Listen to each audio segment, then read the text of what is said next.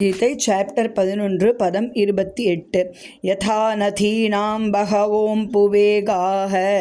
समुद्रं येवाभिमुखात्रवन्ति तथा तवामि नरलोकवीरा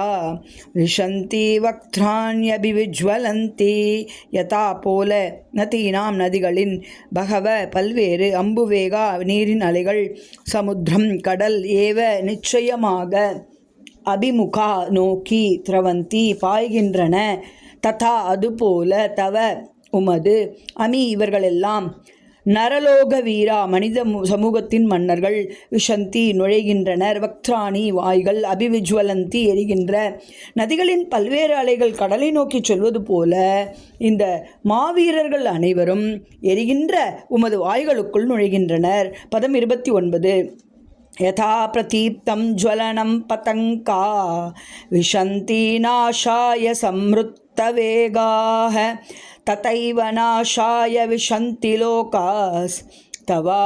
वक्त्राणि संवृत्तवेगाः यथा போல பிரதீப்தம் எரியும் ஜுவலனம் நெருப்பு பதங்கா விட்டில் பூச்சி விஷந்தி நுழைகின்றன நாஷாய அழிவிற்காக சம்ருத்த முழு வேகா வேகம் ததா ஏவ அதுபோல